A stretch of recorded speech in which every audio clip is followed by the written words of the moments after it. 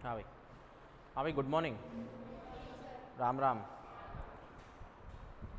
तो हिमालय तंत्र की नदियाँ चल रही थी और उसके अंदर हमारी गंगा नदी, गंगा की सहायक नदियाँ चल रही थी और जिसमें एक सहायक नदी है जिसका नाम है यमुना नदी। अरे कौन सी नदी? और कल यमुना नदी का भी हमने डायग्राम बना लिया था और साथ ही साथ में यमुना नदी को भी हमने ख़त्म कर दिया था। पूरी तरह से इसकी सारी बातें हमने जो है कंप्लीट कर दी थी। कहाँ से निकलती है, कहाँ जाती है, कौन सी नदी में जाके मिलती है, कौन कौन सी इसकी सहायक नदियाँ हैं, बाएं तरफ से दाएं तरफ से कुल लंबाई कितनी है, राइट, या इसके ऊपर कौन सा कोई दरगाह वगैरह या फिर कोई मंदिर है क्या? बिल्कुल एक गुरुद्वारा है पौंटा साहिब। ओके, इसके ऊपर लास्ट हमने बताई थी बांध परियोजना। क्या बताई थी? बांध। इसके ऊपर जो बांध हैं वो है टोटल कितने बांध साहब? 3 बांध। अरे कितने बांध? 3। एक है, बोलो, लखवार बांध।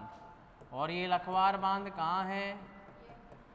बोलो, यमुना नदी पर, लेकिन कौन से राज्य में? उत्तराखंड। यही तो लिखा था अपन ने, यस, यमुना नदी पर ही पढ़ा रहे बांध परियोजना। तो लखवार बांध उत्तराखंड के अंदर, यही बताया था। उसके अलावा कौन सी परियोजना? किसाऊ। तो किसाऊ बांध परियोजना जो है वो कहाँ पर है? ये भी कहाँ है? उत्तराखंड। क्लियर? साथ साथ में जिले भी बताए थे मैंने, किस किस जिले में क्या क्या है बताया था। क्या? लखवार बांध यमुना नदी पर उत्तराखंड के कौन से जिले में? देहरादून जिले में लोहारी गांव। लिखवाया था कल आपको, यस। देहरादून के अंदर कौन सा गांव? देहरादून। और गांव का नाम क्या है? लोहारी। लोहारी गांव, यही बताया था बेटा, वेरी गुड। फिर एक थी किसाऊ परियोजना। कौन सी परियोजना? किसाऊ। किसाऊ भी कहाँ पर? उत्तराखंड के देहरादून और हिमाचल प्रदेश में सिरमौर जिले के अंदर। कौन सी नदी पर? टॉन्स नदी पर। किसाऊ परियोजना उत्तराखंड, उसके अंदर कौन सी नदी है? टॉन्स। और टॉन्स नदी एक्चुअल में किसकी सहायक है? यमुना नदी की। फिर आती है एक परियोजना जिसका नाम है, बोलो, रेणुका जी। था क्या? और रेणुका जी कहाँ पर है? हिमाचल प्रदेश। और हिमाचल प्रदेश में कहाँ पर है? तो सिरमौर जिला है। और यमुना नदी की एक सहायक नदी जिसका नाम क्या है? गिरी। कल मैंने आपको इसके डायग्राम में भी बताया था। और नदी का नाम है साहब कौन सी नदी? गिरी नदी। Okay, yes. ये 3 मैंने आपको ख़त्म की थी। इसके अलावा ये यमुना नदी जो है ये विश्व की सबसे बड़ी एक यजु नदी है। कैसी नदी है? यजु। और यजु का मतलब क्या होता है? वह नदी जो अपनी मुख्य नदी के साथ साथ समानांतर रूप से बहती हो, वो क्या कहलाती है? यजु नदी कहलाती है, राइट, यस। इसके अलावा यमुना नदी जो है वो गंगा की सबसे बड़ी कैसी नदी है? सहायक नदी है या नहीं है? बिल्कुल। चलिए साहब आगे चलते हैं।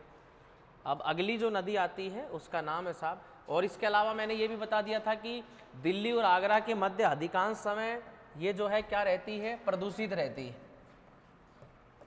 ओके, और मिल लिया कोई 2 4 5 आदमी कॉलेज के, और कोई बच्चे बच गए हों जिनसे मिल के आना हो तेरे को, उनसे मिल।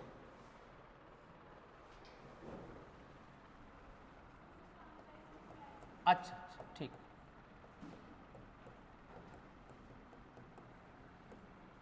काम के आदमियों को ही दुनिया याद करती है, बेकाम के आदमियों को कौन करता है?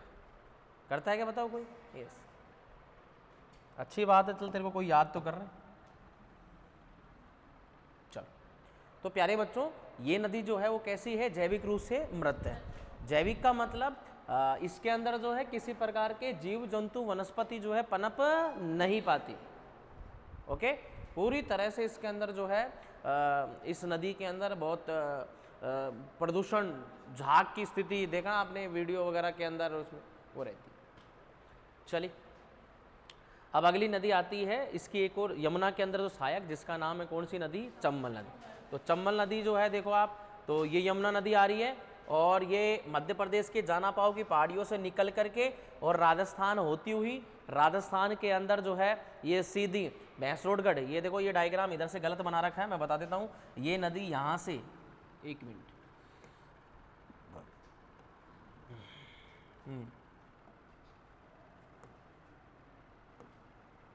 ये नदी देखो ऐसे, ये यहाँ से आती है और इधर होती हुई और ऐसे सारे होती हुई सीधी किसके अंदर गिर जाती है?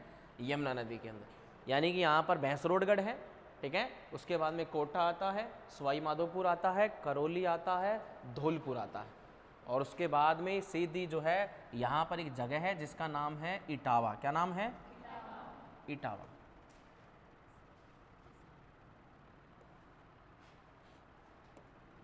ये जो जगह है, क्या चक्कर है भाई,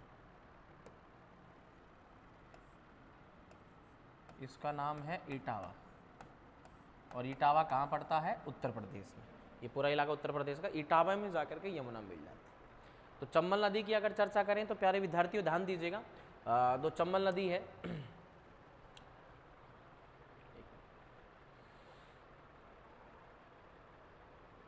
जानापाव की पहाड़ियाँ विंध्याचल श्रेणी के अंदर, विंध्य श्रेणी बोल रहे हैं, विंध्याचल पर्वत श्रेणी, उसके अंदर मध्य प्रदेश से निकलती है। जगह का नाम है महू। क्या नाम है? महू।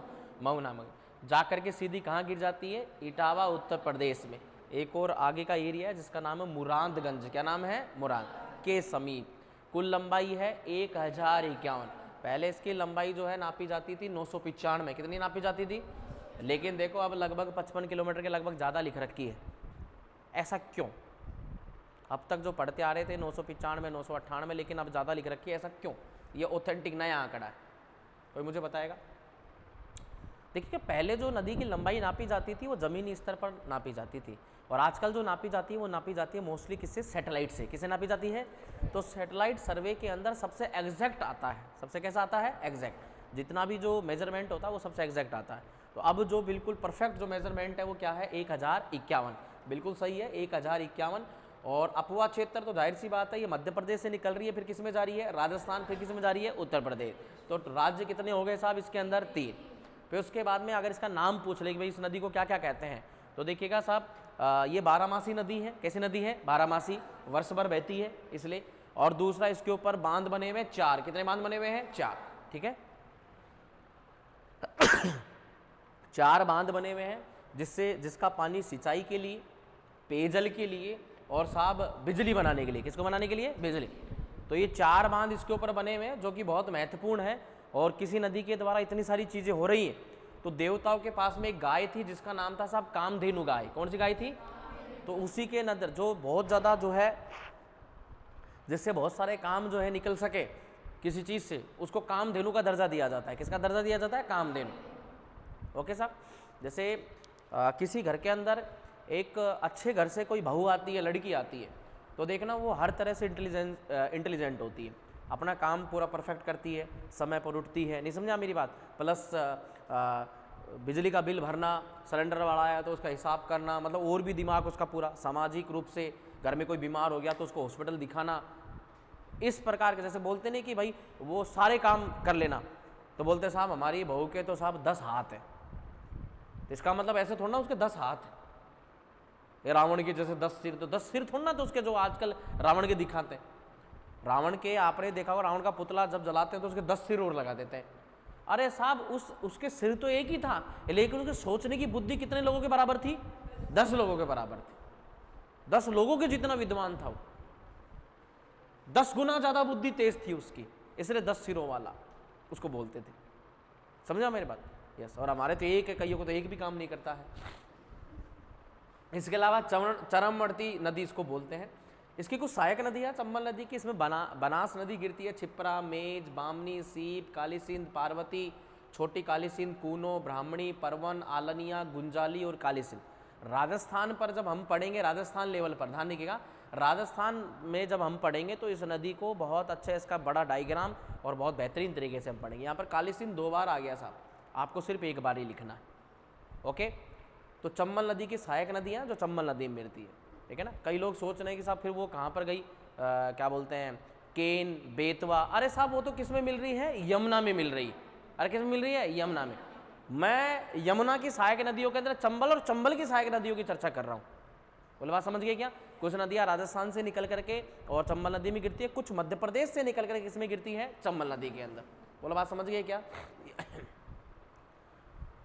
पूरे वर्ल्ड की एकमात्र ऐसी नदी है जिसके 100 किलोमीटर के दायरे के अंदर कितने बांध बने हुए हैं। ऐसी कोई नदी नहीं है पूरे वर्ल्ड के अंदर जिसके 100 किलोमीटर के एरिया में, कितने एरिया में, 100 किलोमीटर, कि जब यहाँ से और 100 किलोमीटर आगे तक जाएं अपन तो यहाँ उसके बीच में कितने बांध बने हो, 4। ओके, एकमात्र नदी। और 4 बांध कौन कौन से, एक है गांधी सागर बांध, वो है मध्य प्रदेश में। एक है राणा प्रताप सागर बांध, जो कहाँ पड़ता है, राजस्थान के अंदर, भैंसरोडगढ़, कोटा वाला जो इलाका है, कोटा से जस्ट नीचे वाला चित्तौड़गढ़ का इलाका, उसके अंदर, ठीक है, सबसे बड़ा बांध है। दूसरा कोटा में है जवाहर सागर बांध, और एक है कोटा बैराज बांध, क्लियर। इसको जो है कोटा का सिंचाई बांध भी बोलते हैं। बैराज, बैराज से क्या निकलती है, बड़ी बड़ी नहरें। ओके, तो कोटा के अंदर बहुत ज़्यादा फसलें वगैरह ज़्यादा इसलिए क्योंकि कोटा बैराज वहाँ। इसके अलावा चंबल नदी के अंदर संरक्षित जीव, जैसे गंगा नदी के अंदर संरक्षित जीव जो था वो कौन था, डॉल्फिन। तो डॉल्फिन जाहिर सी बात है यमुना, यमुना से होती हुई किसमें भी आ जाती है, चंबल के अंदर भी पनपती है। तो पनपने की वजह से 3 चीज़ें यहाँ पर, एक तो घड़ियाल, दूसरा गागेमसूस डॉल्फिन, और एक क्या है, उदबिलाव। ओके, ये जो 3 चीज़ें हैं वो सुरक्षित जीव हैं चंबल नदी और उसके आसपास के क्षेत्रों के अंदर ये मिलते हैं। समझ गया मेरी बात में, यस, ठीक है, यस। तू इतनी राजी कैसे हो रही है, तू अपना चेहरा देख रही है कि इसके अंदर है। बगल वाली जो है वो ये हो गई गागेमसूस, उसके बगल वाली घड़ियाल हो गई, नहीं समझा। 3 चीज़ें हैं इसके अंदर चंबल नदी। और बांध कितने हैं टोटल, कितने हैं, 4। चलो बेटा उतारो,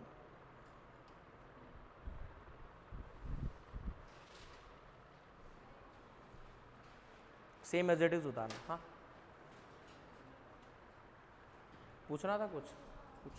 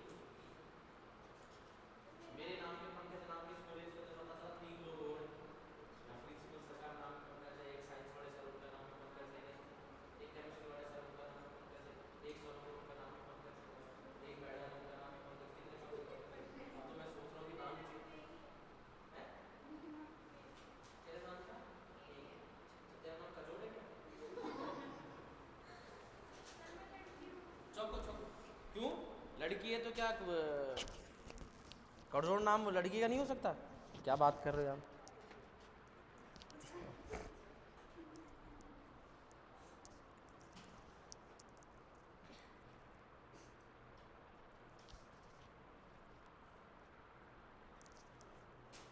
आप कहाँ से आते हो,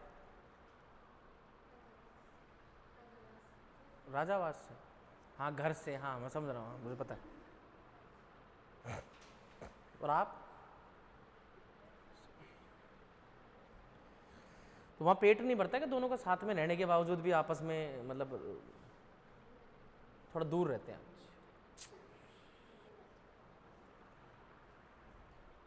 कभी भी मैंने दोनों को अलग अलग बैठे हुए नहीं देखा, बाकी पूरी क्लास के अंदर कई जोड़ियों को मैंने अलग अलग बैठे हुए देखा दूर,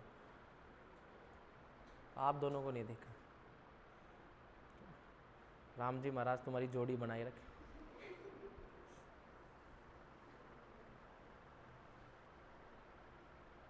कला संस्कृति पढ़ोगे जब उसमें कई सारी चीज़ें आएंगी राजस्थान की। कहानी यारक देते वक्त बोलते नहीं, कहता न सुनता न हुक्कारा भरता न, ऐसे बोलते कि नहीं बोलते, ऐसे वो सब चीज़ें होती। गणगौर तीज उनके सबकी, गोरे गौर माता, खोल की वाड़ी, सब आएगा। गडुल घूमर, गडुलो घूमे लो जी, घूमे लो जी, हैं ये राज्य गीत वगैरह। मैंने भी कभी आरएस का एग्जाम तो दिया ही होगा ना बड़े, सब होता है।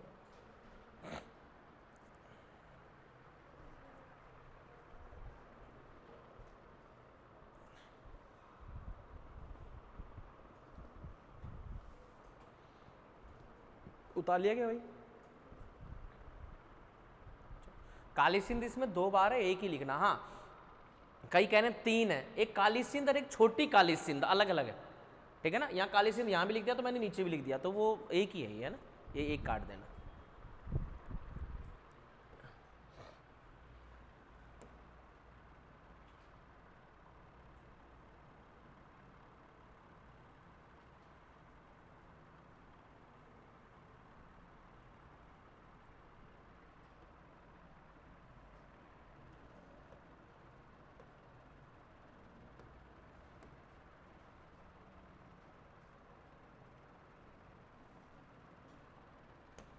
ये लो, कर दिया पेंट मैंने।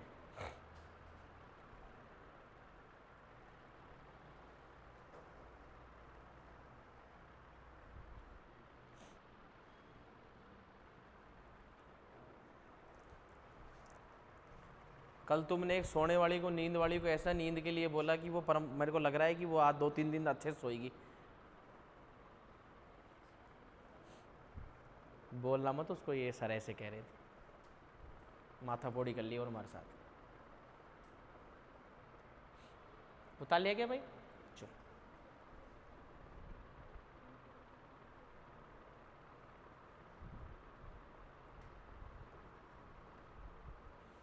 यह विश्व की एकमात्र नदी है जिसके 100 किलोमीटर के दायरे में कितने बांध है साहब? 4। लिख डालो। अब इसमें भी कुछ छोटी छोटी 2-3 बातें और लिखवाऊंगा, पहले चारों के बारे में लिख लो। संरक्षित जीव, डायग्राम मत बनाना, नाम ही लिखना है कि डायग्राम बनाने बैठ जाओ।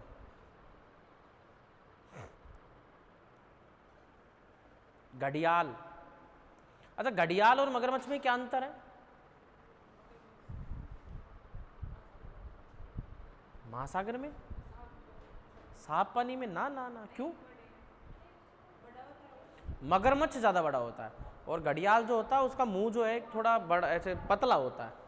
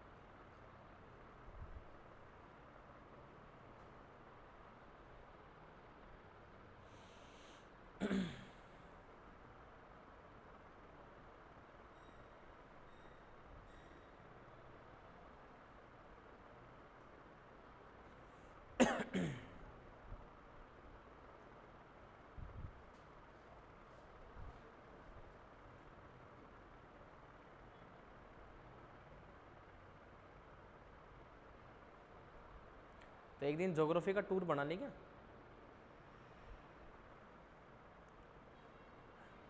बोला नहीं तुमने?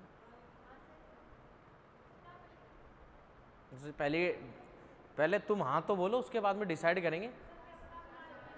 नाले में ले जाके पटक दो, वाह, पता चले तुम्हारे सारे घर वाले यहीं पर ही गाड़ी भर भर के आ गए, कोड़चे हमारी छोरी।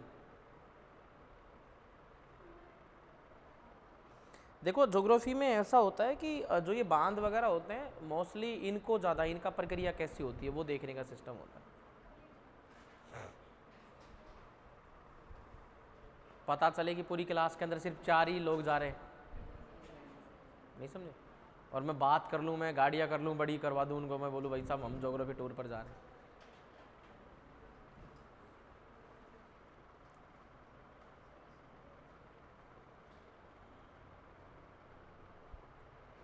बताइए बताइए। ऐसा फ्लो चार्ट बनाना या फिर वैसे डायरेक्टली लिख रहे हो डायरेक्ट, ये वाला भी लिखना है, चंबल में संरक्षित जीव है ना, सबके नीचे नाम लिख देना, घड़ियाल, गागेमसूस और उदबिलाव। गागेमसूस एक प्रकार की क्या है, मछली, डॉल्फिन, साफ पानी की मछली। डॉल्फिन कभी भी खारे पानी में नहीं पाई जाती है साहब, समुद्र में नहीं पाई जाएगी।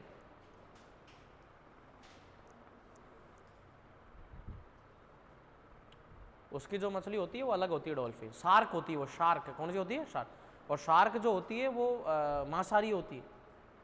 यस, आपने पानी में हाथ दिया शार्क को ऐसे करने के लिए, पता चला कि यहाँ से साफ हो गया मामला, भयंकर बाइट करती है वो।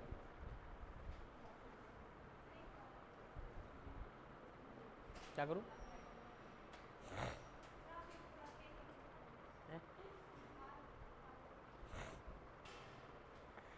हो गया यहाँ तक? चलो एक दो बातें और लिखना।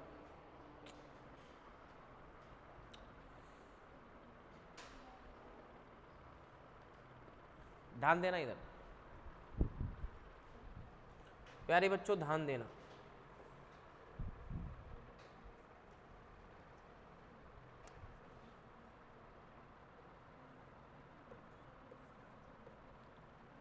कई बालिकाएं आपस में बात करने में ही लगी हुई हैं। दरख्वास्त करूंगा उनसे कि आप समझ जाएं मेरा मूड खराब होने से पहले।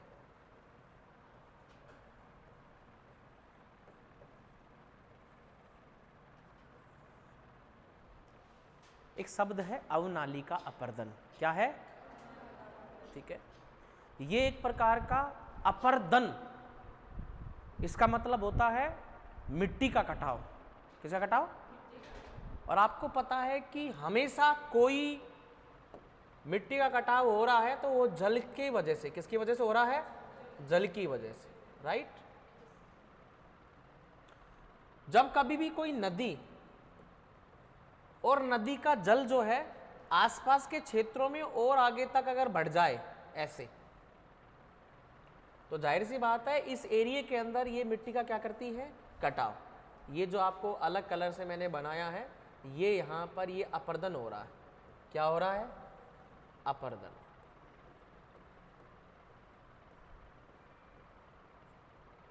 अपर्दन हो रहा है। एक्चुअल में नदी तो बह रही है वो सिर्फ यहां पर, लेकिन कभी कभी बरसात के दिनों में नदी का पानी जो है वो अपने उफान पर हो जाता है, और होने पर वो और ज्यादा बड़ी एरिया में बहती है, राइट। बरसात चली जाती है तो वापस इसका पानी सिमट जाता है, कम हो जाता है। लेकिन साहब जहां पर पानी गया था, क्या वहां पर भी मिट्टी का कटाव होता है कि नहीं होता? बिल्कुल होता है। वहां पर नदी के द्वारा, नदी बहती है, बहने के साथ में अपनी मिट्टी भी उड़ा के ले जाती है, बहा करके ले जाती है। तो उस जगह की तो मिट्टी बह गई, तो उस जगह पर गड्ढे बन गए। क्या बन गए? यस। और वापस नदी यहां पर बहने लगी। प्यारे बच्चों, इस प्रकार के सिस्टम को बोलते हैं अवनालिका अपर्दन। क्या बोलते हैं? अवनालिका अपर्दन। अवनालिका का मतलब होता है बहते हुए पानी के द्वारा क्या होना? अपर्दन होना, इरोजन होना, मिट्टी का कटाव होना। ऐसा होने के, ऐसा होता है तो साहब ऐसे को राजस्थानी भाषा में बोलते हैं बीहड़ भूमि। क्या कौन सी भूमि? बीहड़ भूमि। डांग क्षेत्र। कौन सा क्षेत्र? डांग क्षेत्र। उत्खात भूमि। कैसी भूमि? इंग्लिश में बोलते हैं बैडलैंड टोपोग्राफी।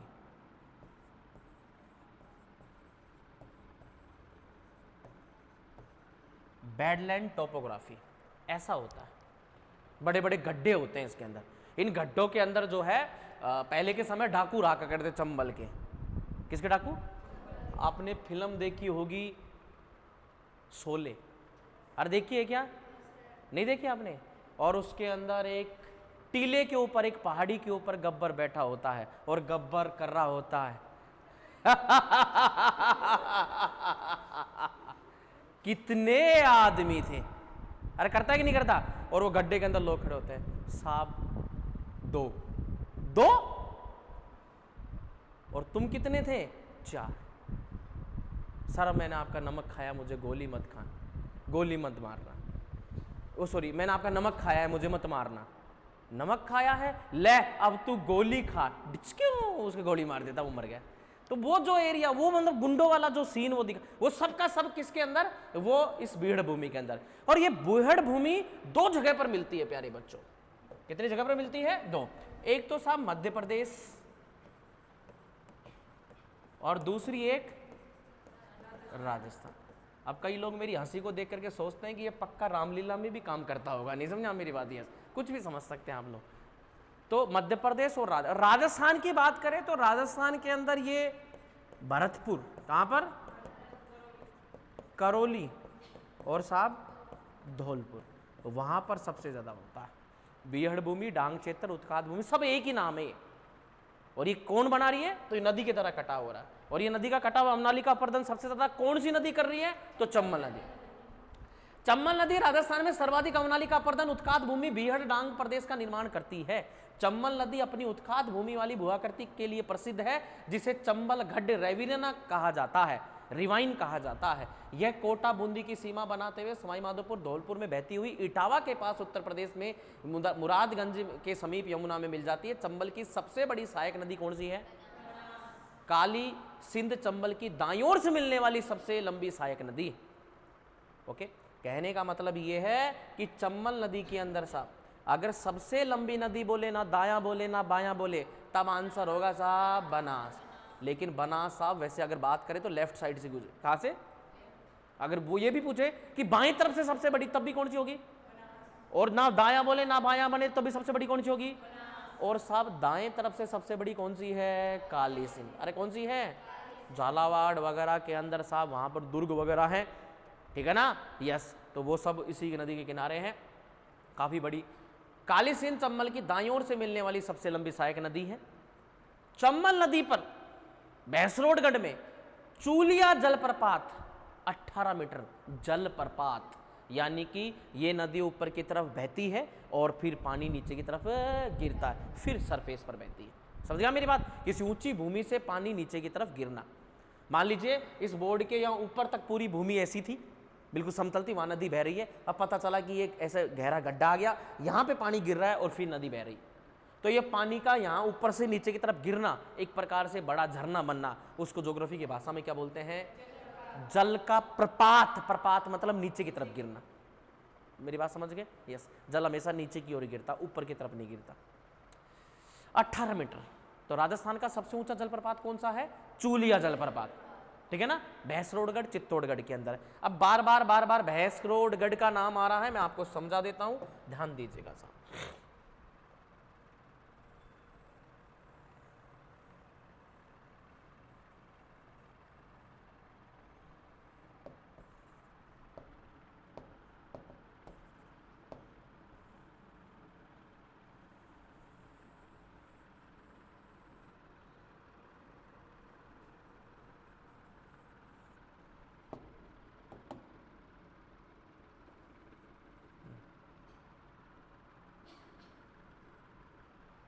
ध्यान दीजिए, यहां पर पड़ता है साहब चित्तौड़गढ़। क्या पड़ता है?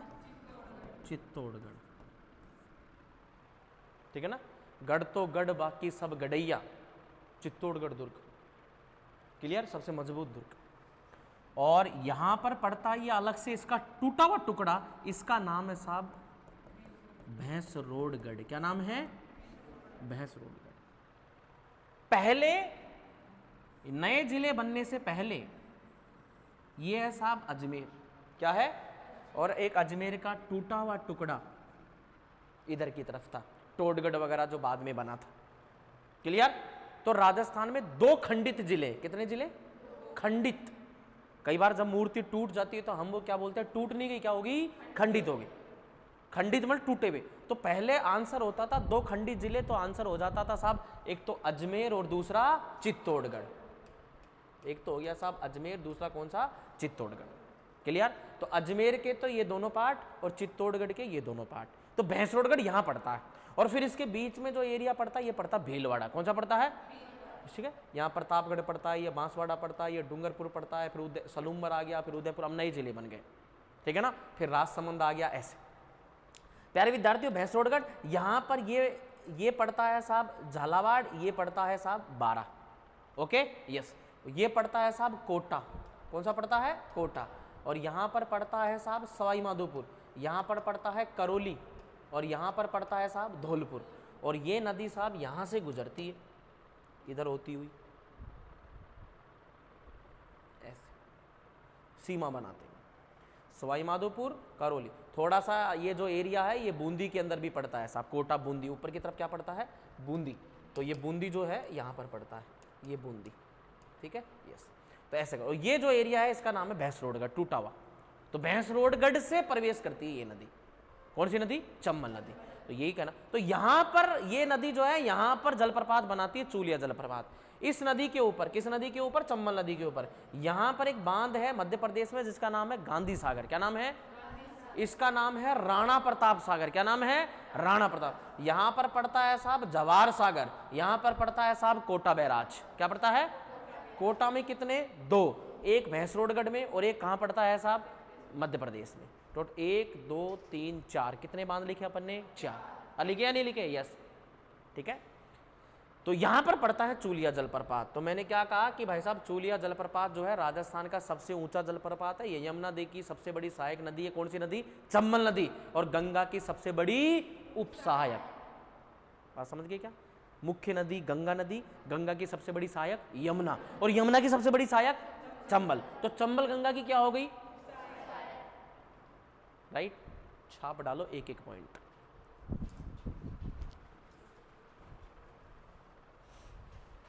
अरे ये तरीका सही है ना ऐसे?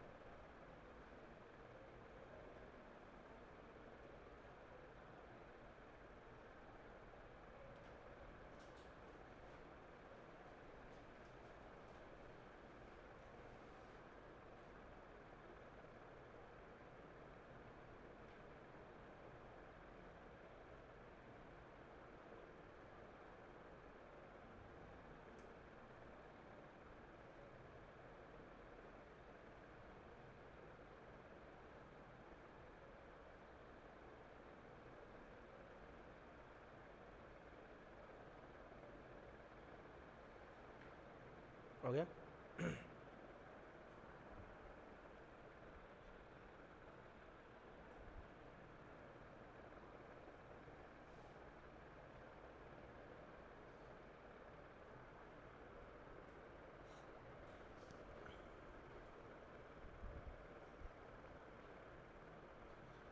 रामायणी लिख दी इसकी तरह या एक एक पॉइंट बनाया? कई लोगों ने रामायण लिखी। खैर तो रामायण भी ऐसे नहीं लिखी गई, लेकिन पॉइंटों में ही लिखी गई वो भी। मैं फालतू ही रामायण का नाम ले रहा हूँ, इतने पवित्र ग्रंथ का नाम ले रहा हूँ तुम्हारे जैसे पापियों के सामने। हाँ दीदी उतार लिया, तो उतारो तो फिर।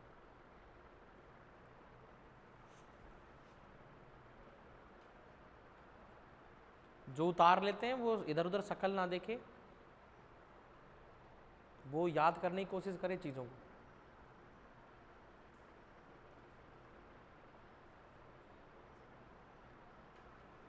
जो कोई समझ में नहीं आती बात, प्लीज़ वो मेरे से पूछा करें। आप लोग पूछोगे तो तब ना, जब घर जाके पढ़ोगे।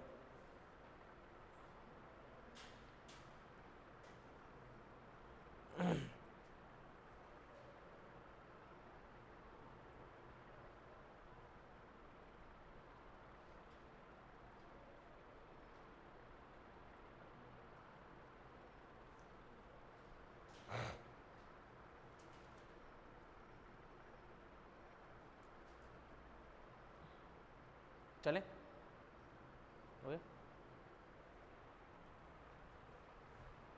अरे उतार लिया क्या? लो ठीक है। और कल ही मैंने बताई थी चंबल के अलावा एक नदी और है जिसका नाम क्या है? सोन नदी, उसका भी लिख लो नीचे से। ठीक है, यस। गंगा की सहायक है। अरे किसकी सहायक है? गंगा की। यमुना की तो बस आपको सिर्फ चंबल चंबल की लिखनी है, बेतवा केन उनसे आवश्यकता नहीं, वो तो डायग्राम में हमने उतार लिया था। यमुना नदी का डायग्राम उतारा था ना, यस। उसके अलावा पीछे गंगा नदी का याद देखो, एक ऐसा बड़ा सा डायग्राम उतारा था आप लोगों ने, ये वाला। जिनको समझ में नहीं आ रहा वो मैं बता देता हूँ, ये वाला।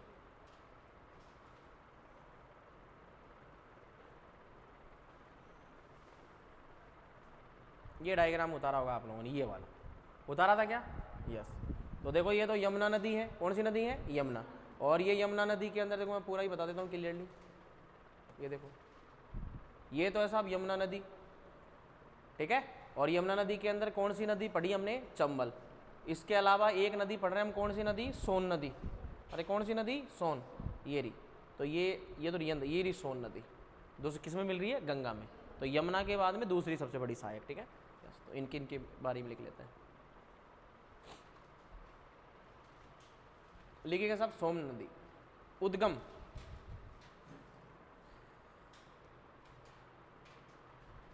उद्गम लिखिए।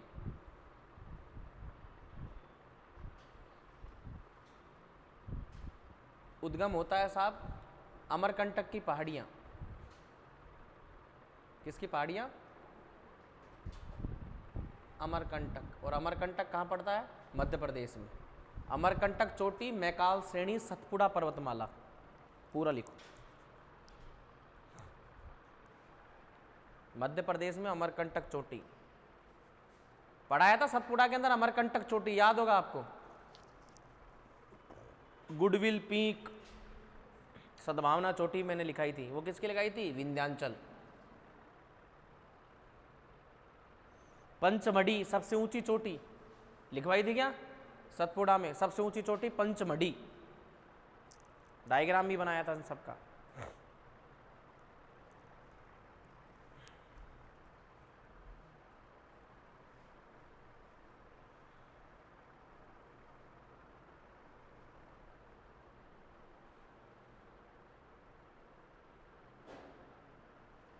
लिख लिया। और यमुना के बाद में गंगा नदी की दक्षिणी उपनदियों में सबसे बड़ी, दक्षिणी मतलब नीचे की तरफ से, तो सबसे बड़ी तो यमुना, और दूसरी कौन सी होगी? सोन नदी। परवा उत्तर प्रदेश में बहती है, मध्य प्रदेश में, झारखंड और बिहार में जाती है। संगम आरा, पटना, बिहार में गंगा नदी मिल जाती है। सहायक नदियां हैं घाघर, जोहिला और छोटी महानदी। दाएं तरफ से मिलती है गोपद, रिहंद, कन्हार, उत्तरी कोयल। और सोन नदी की सहायक नदी रिहंद पर रिहंद बांध परियोजना गोविंद वल्लभ पंत का निर्माण उत्तर प्रदेश के सोनभद्र जिले में किया गया है, सोनभद्र जिले में।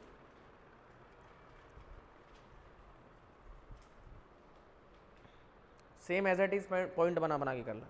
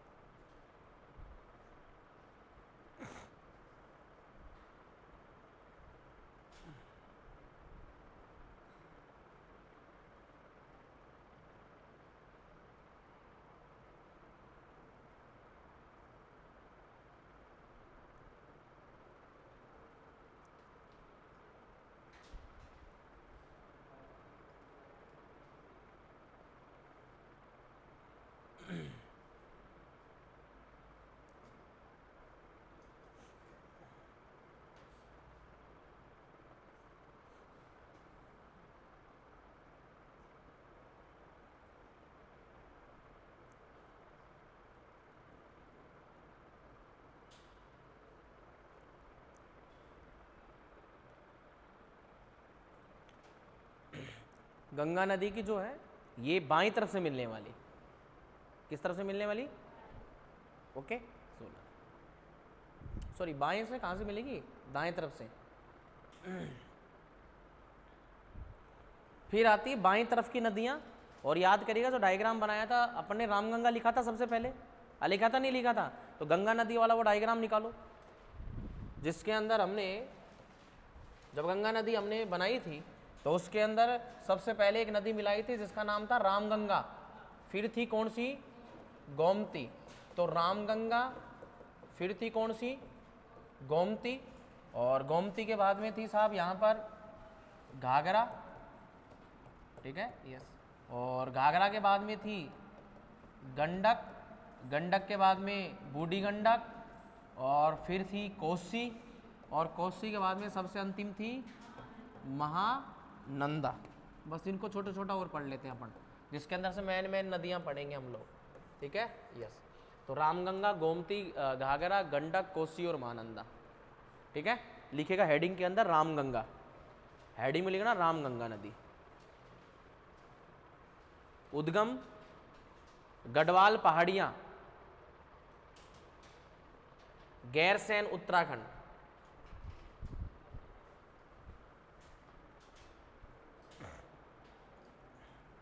अच्छा, ये जो सोन नदी है तो इसके अंदर ये गोविंद वल्लभ पंत जो है, ध्यान दीजिएगा प्यारे विद्यार्थी, इधर ध्यान दो एक बार। कोई भी नदी के ऊपर जो बांध होता है, कोई भी नदी, और नदी के ऊपर बनाया जाता है साहब एक डैम। क्या बनाया जाता है? डैम। और डैम जब बनाया जाता है तो उसके पीछे जो ये नदी है इसका पानी बहुत ज़्यादा इकट्ठा होता है, इस पूरे पानी को बोलते हैं जलाशय। क्या बोलते हैं? ये एक प्रकार की झील होती है। अब ये बांध किसने बनाया? इंसान ने, अरे मानव ने बनाया, तो इसको हम बोल देते हैं मानव निर्मित झील। कैसे निर्मित? वहां पर मानव निर्मित शब्द नहीं आएगा तो शब्द आ जाएगा साहब कृत्रिम। क्या शब्द आ जाएगा? कृत्रिम झील। तो आर्टिफिशियल लेक, और इस लेक का नाम यहाँ पर जो रिहंद नदी है, और ये रिहंद नदी किस में जाके मिलती है? सोन में। और सोन नदी किस में मिलती है? गंगा में। तो रिहंद नदी जो है वो गंगा की कैसी हो गई? उपसहायक। चंबल नदी गंगा की क्या है? उपसहायक, क्योंकि उस गंगा की सहायक थी यमुना, यमुना में चंबल। अरे समझ रहे हो क्या? तो ये होता है बच्चों जलाशय। तो इस जलाशय का नाम है गोविंद वल्लभ पंत सागर। दो बातें याद करिएगा, भाखड़ा नांगल का तो बताया था गोविंद सागर, क्या बताया था? गोविंद सागर जलाशय। और जबकि इसका, ये जो जलाशय है इसका नाम है गोविंद वल्लभ, कंफ्यूज नहीं होना, पंत सागर। तो आंसर ऑप्शन के अंदर दोनों होंगे। और बोलेगा बताइए सबसे बड़ी कृत्रिम झील या सबसे बड़ा जलाशय किसी बांध के पीछे का, तो दोनों ऑप्शन में होगा। और दोनों ऑप्शन में होगा तो हमारे पास में आंसर जो करना है वो क्या करना है? और गोविंद वल्लभ पंत सागर जो है वो कहां पर है? सोनभद्र जिले में। और ये सोनभद्र जिला एक्चुअल में पड़ता कहाँ है? तो वो पड़ता है साहब कहाँ पर? उत्तर प्रदेश। अरे बात समझ में आ गई क्या? यस। तो सोनभद्र जिले उत्तर प्रदेश के अंदर जो है रिहंद बांध, ठीक है ना, ये बताई थी। तो ये पॉइंट भी लिख लेना उसके नीचे कि यह सबसे बड़ी जो है कृत्रिम झील है। गोविंद वल्लभ पंत, वो सोन नदी के नीचे ही, यह सबसे बड़ी कृत्रिम झील, आर्टिफिशियल लेक, मानव निर्मित झील। क्योंकि जो बांध बनाया गया इसके पीछे जलाशय रोका, तो बांध मानव ने बनाया तो मानव निर्मित हो गई, कोई दिक्कत? ह्यूमन मेड हो गई।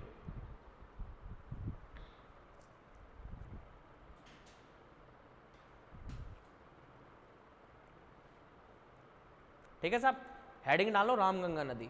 और जो रामगंगा नदी है इसके बारे में हम पढ़ेंगे साहब कब? कल। और आज के लिए बस इतना ही, धन्यवाद। रोक दें।